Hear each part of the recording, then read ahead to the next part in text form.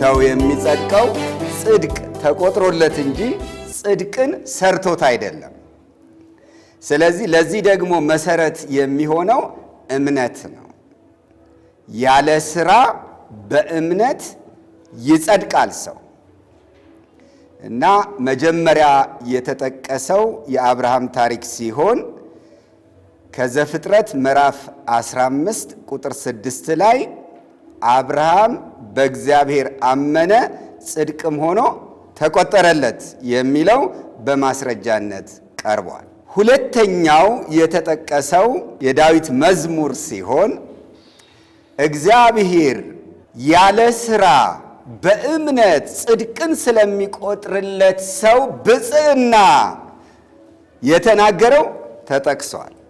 ይሄ ደግሞ ከመዝሙር 31 በቅንፍ 32 ከቁጥር 1 ላይ የተጠቀሰ ቃል ነው። አመፃቸው የተሰረየላቸው ኃጢአታቸውም የተከደነላቸው ብፁዓን ናቸው፣ ጌታ ኃጢአቱን የማይቆጥርበት ሰው ብፁዕ ነው የሚለው ነው። ይሄ ቃል ነው የተጠቀሰው። ስለዚህ ሰው በእምነት ይጸድቃል፣ እምነቱ ጽድቅ ሆኖ ይቆጠርለታል። ይሄ እምነቱ ጽድቅ ሆኖ የመቆጠሩ ጉዳይ ደግሞ ትልቅ ብፅዕና ነው። እንግዲህ ሁለቱን የእስራኤል የእምነት አባቶች በመጥቀስ ከአይሁድ ተጠርተው ክርስቲያን የሆኑ ሰዎችን ለማሳመን በጣም ግልጽ የሆነ ማስረጃ ሐዋርያው ያቀርብላቸዋል። አብርሃም አመነ ጽድቅም ሆኖ ተቆጠረለት። ስለዚህ ጽድቅ በእምነት ነው። እምነት ጽድቅ ሆኖ ይቆጠራል። ዳዊት ደግሞ እንደዚህ አይነቱ ሰው ብፁዕ ነው ብሎታል። እግዚአብሔር ኃጢአቱን የማይቆጥርበት ሰው ብፁዕ ነው ብሏል። በመሰረቱ ጽድቅን የሚቆጥርለት ሰው አይደለም ያለው፣ ኃጢአቱን የማይቆጥርበት ሰው ብፁዕ ነው ያለው። ዳዊት እንደዚህ ነው የተናገረው። ሐዋርያው ሲጠቅሰው ግን ያለ ሥራ በእምነት ጽድቅን ስለሚቆጥርለት ሰው ዳዊት ሲናገር ብሎ ነው የጠቀሰው። ስለዚህ ምን ያሳየናል? እግዚአብሔር ኃጢአትን የማይቆጥር ከሆነ አውቶማቲካሊ ኃጢአቱን ላልቆጠረበት ሰው ጽድቅን በእምነት ይቆጥርለታል ማለት ነው። ስለዚህ አንድ ኃጢአቱ ያልተቆጠረበት፣ ሁለት ይልቁንም እምነቱ ጽድቅ ሆኖ የተቆጠረለት ሰው እርሱ ብፁዕ ነው። ክብር ለእግዚአብሔር ይሁን። የተባረከ ነው። ይሄንን በጣም ያቀርብልናልና መልእክቱ ምንድን ነው? ዛሬ ብፁዕ የሚባለው ሰው ምን አይነት ሰው ነው? የተባረከ የምንለው ሰው ምን አይነቱን ሰው ነው? አንዳንድ ጊዜ በቃ በዚህ ዓለም ነገር የተከናወነለትን ሰው ምናልባትም ምድራዊውን ቁሳቁስ በስፋት ያገኘ ሰው ወይም ደግሞ በእድገት ደረጃዎች በስራ ሊሆን ይችላል፣ በስልጣን ሊሆን ይችላል፣ የተለያዩ ሀገራትን በመጎብኘት ሊሆን ይችላል። የተሳካለት ሰው እንዴት ብፁዕ ነው፣ እንዴት የተባረከ ነው ይባላል። አንዳንዶች ደግሞ አመለሸጋ ሰው ሲያገኙ ጥሩ ሰው፣ ለጋስ ሰው፣ ጸባዩ ጥሩ የሆነ ተግባቢ የሆነ ሰው እንዴት የተባረከ ነው፣ እንዴት ብፁዕ ነው፣ እንዴት ብፅዕት ናት ይላሉ። ነገር ግን የእግዚአብሔር ቃል ብፁዕ የሚለው ሰው በዋናነት ኃጢአቱ ያልተቆጠረበት ይልቁንም በእምነት የሆነውን ጽድቅ በጸጋ የተቀበለ እምነቱ ጽድቅ ሆኖ የተቆጠረለት ሰው እርሱ ብፁዕ ነው። በጌታ በኢየሱስ ክርስቶስ ያመኑ ሰዎች በሙሉ የዚህ ብፅዕና ባለቤት ናቸው። ትልቅ፣ ትንሽ፣ ሀብታም፣ ደሃ፣ መልካም ስነ ምግባር ያለው የሌለው አይነት ነገር አይደለም። መስፈርቱ ይህ አይደለም። በክርስቶስ ኢየሱስ ያመኑ እና ወደ ጌታ ወደ ኢየሱስ ክርስቶስ ዘወር ያሉ ሁሉም አይነት ሰዎች የእውነት እስካመኑ ድረስ 1 ኃጢአታቸው አይቆጠርም፣ 2 ጽድቅ ይቆጠርላቸዋል። ስለዚህ ብፁዓን ናቸው። ክብር ለእግዚአብሔር ይሁን። ብፅዕና ማለት ይሄ ነው እና ከቁጥር 9 በኋላ ስለዚህ ብፅዕና እንዴት እንደተገኘ አንድ ሰው ብፁዕ ሊባል የሚያስችለውን የተቆጠረ ጽድቅ የሚያገኘው መቼ እንዴት እንደሆነ ይናገራል። ይሄንን ለማስረዳት አሁንም የአብርሃምን ታሪክ ይጠቀማል። ከቁጥር 9 እስከ 12 እንዲህ ይላል። እንግዲህ ይህ ብፅዕና ስለ መገረዝ ተነገረ ወይስ ደግሞ ስላለመገረዝ? እምነቱ ለአብርሃም ጽድቅ ሆኖ ተቆጠረለት እንላለንና። እንዴት ተቆጠረለት? ተገርዞ ሳለ ነውን ወይስ ሳይገረዝ? ተገርዞስ አይደለም ሳይገረዝ ነበር እንጂ። ሳይገረዝም በነበረው እምነት ያገኘው የጽድቅ ማህተም የሆነ የመገረዝ ምልክት ተቀበለ። ይህም እነርሱ ደግሞ ጻድቃን ሆነው ይቆጠሩ ዘንድ ሳይገረዙ ለሚያምኑ ሁሉ አባት እንዲሆን ነው። ለተገረዙትም አባት እንዲሆን ነው። ይኸውም ለተገረዙት ብቻ አይደለም፣ ነገር ግን አባታችን አብርሃም ሳይገረዝ የነበረውን የእምነቱን ፍለጋ ደግሞ ለሚከተሉ ነው ይላል። ክብር ለእግዚአብሔር ይሁን። ይሄ ብፅዕና የቱ ብፅዕና? ከኋላ ያለውን መሰረት አድርጎ ነው የሚቀጥለው። ኃጢአቱ ያልተቆጠረበት በእምነት ጽድቅ የተቆጠረለት ሰው ብፁዕ ነው ብለናል። ይሄ ብፅዕና ኃጢአቱ ሳይቆጠርበት ጽድቅ ተቆጥሮለት ብፁዕ የተባለ ሰው ይሄን ብፅዕናውን ያገኘው በምን መሰረት ነው? አብርሃም ብፁዕ ብንለው ብፁዕ የሚባለው በምን መሰረት ላይ ነው? እንግዲህ አንድ አይሁዳዊ ከሌላው የአሕዛብ ዓለም የሚለየው በመገረዝ ምልክት ነው። አይሁዳዊ ይገረዛል፣ አሕዛብ የሆኑት አይገረዙም። መገረዝ ይለያያቸዋል። ከአይሁድ የሆነ አማኝ ይሄንን ብፅዕና በምን ላይ ነው መስርቶ ማየት ያለበት? በመገረዙ ምክንያት ያገኘው ብፅዕና አድርጎ ያስብ ይሆን? ሐዋርያው በዚያ አቅጣጫ ሊያስቡ የሚችሉ ሰዎች ሊኖሩ እንደሚችሉ ታሳቢ ያደረገ ትምህርት ይጽፋል። ዳዊት ሲናገር አመፃቸው የተሰረየላቸው ኃጢአታቸውም የተከደነላቸው ብፁዓን ናቸው ሲል እግዚአብሔር ኃጢአቱን የማይቆጥርበት ሰው ብፁዕ ነው ሲል፣ በሌላ በኩል እምነቱ ጽድቅ ነው የተቆጠረለት ሰው ብፁዕ ነው ሲል እየተናገረ ያለው ስለ መገረዝ ነው ወይስ ስላለመገረዝ ብሎ ነው ጥያቄ የሚያነሳው። መገረዝን መሰረት አድርጎ ነው ወይስ አለመገረዝን መሰረት አድርጎ ነው? የተገረዘ ብፁዕ ነው፣ ያልተገረዘ ብፁዕ አይደለም እያለ ነው? ብፅዕናውን እያነሳ ያለው ከመገረዝ አኳያ ነው? ይህን ጥያቄ ያነሳል። ከዚያ አብርሃምን በማስረጃነት ያመጣላቸዋል። እምነቱ ለአብርሃም ጽድቅ ሆኖ ተቆጠረለት እንላለንና። ለአብርሃም ጽድቅ ሆኖ እንደተቆጠረለት የተቆጠረለትን ነገር ስንነጋገር እምነቱ ነው ጽድቅ ሆኖ የተቆጠረለት ብለናልና ይሄን እያልን ነው በመጽሐፋችን ብለናል። ስለሆነም ስለ አብርሃም በተነሳ ቁጥር በዘመናት ሁሉ በቀደመው ዘመን እምነቱ ለአብርሃም ጽድቅ ሆኖ ተቆጠረለት እንላለንና ይሄን የሚቃወም የለም። ይሄን የሚቃወም አይሁዳዊ የለም። ይሄ የጋራ አባባላችን ሆኗል፣ መገለጫችን ነው። እምነቱ ጽድቅ ሆኖ ተቆጠረለት እንላለንና ይሄ እዚህ ላይ ጥያቄ የሚያነሳ ሰው የለም እንደማለት ነው። ስለዚህ ለአብርሃም እምነቱ ጽድቅ ሆኖ ተቆጥሮለታል በሚለው ከተስማማን እንዴት ተቆጠረለት? እስኪ ደግሞ ይሄን እንየው አለ። በጣም በሚያሳምን መንገድ ነው እየቀረባቸው ያለው። እስኪ እንዴት ነው የተቆጠረለት? እዚህ ላይ ጥያቄ እስከሌለ ድረስ እንዴት ተቆጠረለት?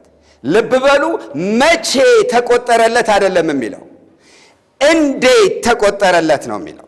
መልሱ ላይ ግን ጊዜውን መልስ አድርጎ ያመጣዋል። ጥያቄውን ሲያነሳ ግን ሃው እንዴት ነው ጽድቅ የተቆጠረለት? ከመገረዝ አንጻር ወይስ መገረዝን ታሳቢ ሳያደርግ መሰረት ያደረገው መገረዝን ነው ወይስ አይደለም?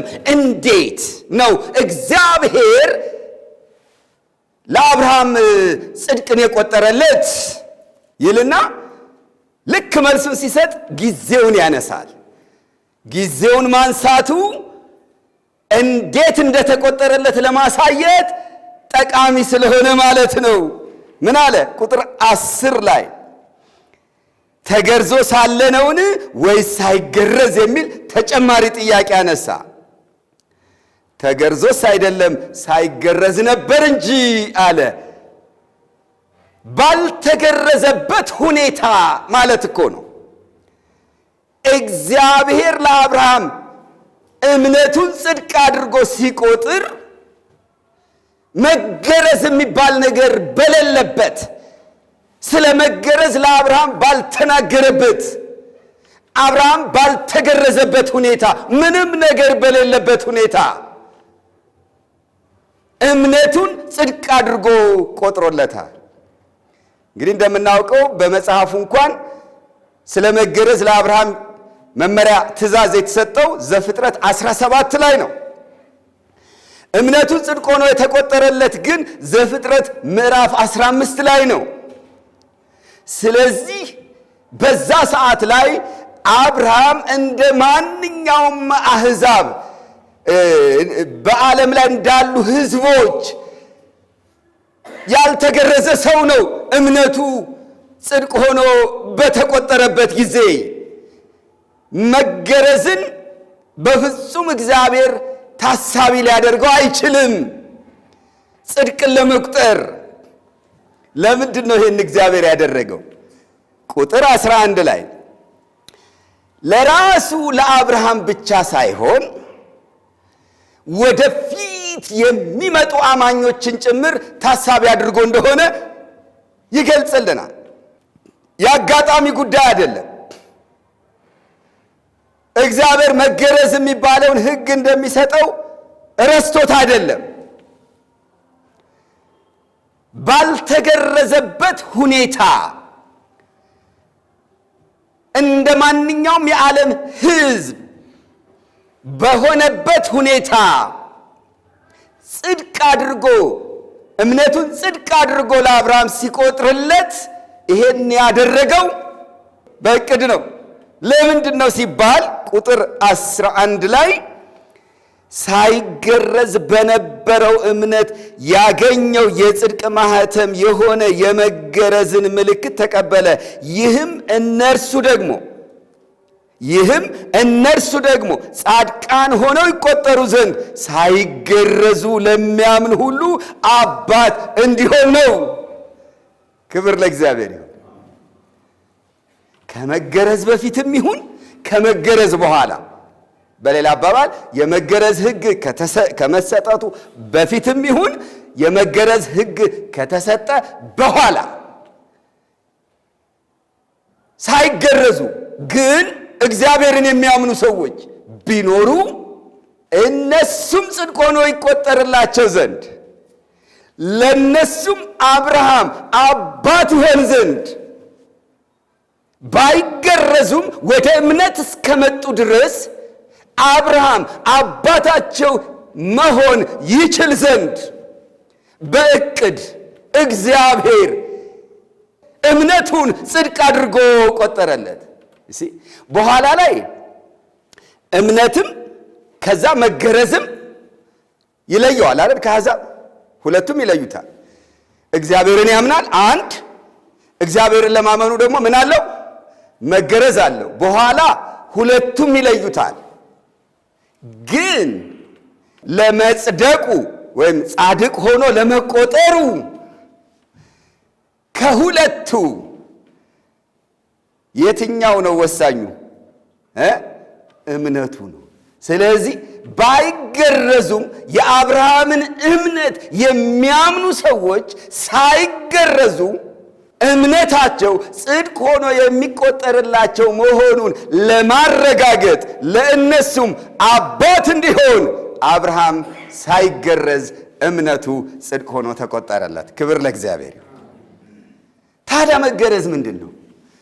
መገረዝም ቢሆን እኮ እግዚአብሔር አይደል እንዴ ሕጉን የሰጠው? ሕጉ ስንል በኋላ ላይ ለሙሴ ዘሌዋውያን 12 ላይ በጽሑፍ ደረጃ የሰጠው ሕግ ብቻ ሳይሆን መገረዝ ለራሱ ለአብርሃም ቤተሰቡን ራሱንና ቤተሰቡን እንዲገርዝ ሕግ አድርጎ ሰጥቶታል። የት? ዘፍጥረት 17 ላይ ቁጥር 10 ላይ ታገኙታላችሁ። እኔ ላንተ የሰጠው የቃል ኪዳን የተስፋው ቃል ምልክት ነው፣ በቤትህ ያለ ወንድ ሁሉ ይገረዝ ብሎ ለአብርሃም ይሄን የመገረዝን ሕግ ሰጥቶታል። አዎ እንዲገረዙ የተናገረው ራሱ እግዚአብሔር ነው። እንደውም ምልክት መሆኑንም ጭምር ነው የተናገረው። ታዲያ ሐዋርያው ስለ መገረዝ እዚህ ላይ ሳይገረዝ በነበረው እምነት ያገኘው የጽድቅ ማህተም ነው ያለው። የሆነ የመገረዝ ምልክት ተቀበለ ይላል። የጽድቅ ማህተም። ጽድቁን ግን ያገኘው በምን? በእምነት። መቼ? ሳይገረዝ ያገኘው በእምነት ያገኘው የጽድቅ ማህተም አለው።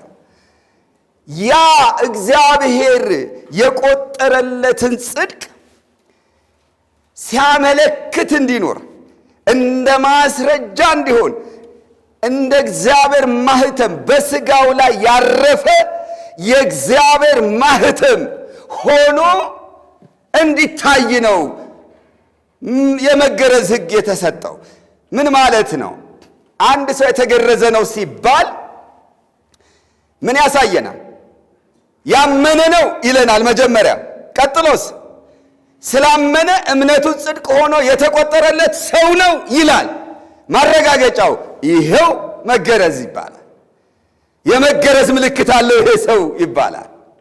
ማስረጃ አለው፣ ሰነድ አለው ማለት ነው።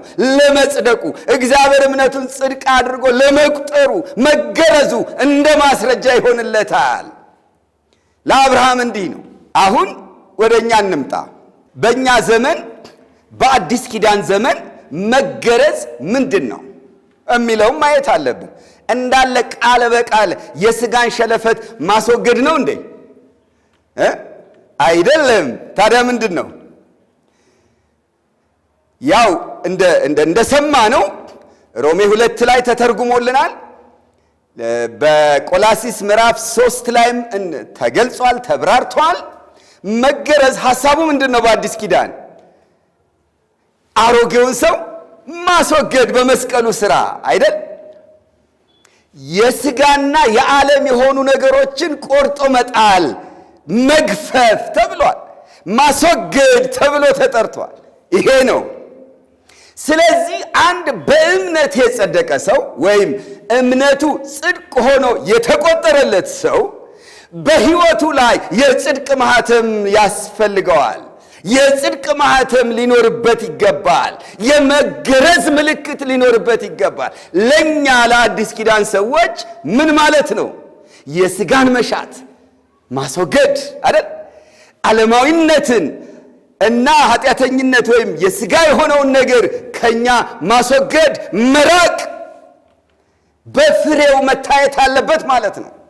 እና በሕይወታችን የመገረዝ ምልክት አለ እንላለን ለኛ ሲሆን፣ አንዳንድ ውጫዊ ምልክቶችም ይኖራሉ። የመታዘዝ ምልክቶች። ለምሳሌ ያመነ ሰው ይጠመቃል በውሃ አይደል? ያመነ ሰው ምን ያደርጋል? እንጀራውን ይቆርሳል። የዳነ የጸደቀ ሰው የሚጠበቁ ነገሮች አሉ። እነዚህን ያደርጋል። ከዚያስ በፍሬ ይታያል። በሕይወቱ ብዙ የመንፈስ ፍሬ የሆኑ ነገሮች ይታያሉ። ይሄ እንግዲህ በአዎንታዊ መልኩ ነው። ግን የሚርቃቸው ነገሮች የሥጋ የሆኑ ሥራዎች አሉ። ገላትያ ምዕራፍ 5 ላይ የተዘረዘሩት። ስለዚህ እነሱን በመራቅ እንዲሁም እንደ ክርስቲያን በመንፈሳዊ ሕይወት መኖር ሲችል ይህ ሰው የመገረዝ ምልክት አለው ማለት እንችላለን። ታዲያ የጽድቅ ማህተም ያረፈበት ሰው ነው ያሰኘናል። በማንነቱ በሕይወቱ ላይ የርስት ማህተም አላልንም፣ የርስት መያዣ አላልንም። የጽድቅ ማህተም ያ ሰው በእግዚአብሔር ፊት እንደ ጻድቅ የሚወሰድበት፣ እንደ ኃጢአተኛ ሳይሆን እንደ ጻድቅ የተወሰደበት፣ ጻድቅ ተደርጎ የተወሰደበት ማረጋገጫ ምልክት ማለታችን ነው። ከክፉ መራቅና መልካምን ማድረግ ቀለል ስናረገው እንደዚህ ነው። እግዚአብሔር የተባረከ ይሁን። በእርግጥ ይሄኛውንም ቢሆን በእኛ ጥረት ነው እንደምናረገው የሥጋ የሆነውን ነገር የምንርቀው፣ የመንፈስ የሆነውን ነገር ደግሞ የምናደርገው። እሱ ላይም ቢሆን እግዚአብሔር ይረዳናል። ግን የመጽደቃችን ማስረጃ ነው፣ ማህተም ነው። ከዛ ቀጥሎ ምንድን ነው የሚለው? ይህም እነርሱ ደግሞ ጻድቃን ሆነው ይቆጠሩ ዘንድ ለተገረዙት ሳይገረዙ ለሚያምኑ ሁሉ አባት እንዲሆን ነው። የአብርሃምን አባትነት ያሳየናል። ቅድም ጠቀስ አድርጌዋለሁ። ግን ለሁለት ወገኖች ነው አባት የሚሆነው። አሁን ሁለት አይደሉም፣ ካመኑ በኋላ ሁለት አይሆኑም። ግን ከሁለት አቅጣጫ ለመጡ ብንላቸው ይሻላል። እና የአብርሃም አባትነት ለማን ነው? አንደኛ ሳይገረዙ ለሚያምኑ ሁሉ አባት እንዲሆን አንድ። ሁለተኛ የተገረዙትንም አይተዋቸውም፣ ለተገረዙትም አባት እንዲሆን ነው። እነዚህ ሳይገረዙ የሚያምኑት አብርሃም ሳይገረዝ አምኖ ጽድቅ ሆኖ ተቆጥሮለታል እና ባይገረዙም ካመኑ እምነታቸው ጽድቅ ሆኖ ይቆጠርላቸዋል። በዚህ በኩል አብርሃም የነዚህ ሳይገረዙ ያመኑ ሰዎች አባት ነው። ዝም ብሎ ላልተገረዙት አባት ነው አይባልም። ሳይገረዙ ላመኑ መባል አለበት። እምነት የሚለው ነገር አይቀርም። ኦኬ፣ ሳይገረዙ ላመኑ አባት ነው። ግን ለተገረዙትም አባት ነው። ለተገረዙት አባት የሚሆነው አሁንም ስለተገረዙ ብቻ ነው ወይ? ሁለቱም ጋር አንድ ምክንያት ነው አብርሃምን አባት የሚያደርገው። ይኸውላችሁ ሳይገረዙ ላሉት ሰዎች ሳይገረዙ ብቻ አይደለም አባት የሚሆነው፣ ሳይገረዙ ካመኑ አባታቸው ነው። የተገረዙት ጋር ደግሞ እንምጣ። ስለተገረዙ ብቻ አባት አይሆናቸውም። ታዲያስ ተገርዘውም ካመኑ አባት ይሆናቸዋል። እንዴ ድሮስ የሚገረዙት አምነው አይደል እንዴ ልንል እንችላለን። ይህን የሚያውቀው እግዚአብሔር ነው። ሲጀምር ዝም ብሎ ውጫዊ ሃይማኖተኛ መሆን፣ የሃይማኖት ምልክት መያዝ ማመን ነው እንዴ? ምልክቱን ብቻ መያዝ እምነት ነው? አንደኛው ጥያቄ ይሄ ነው።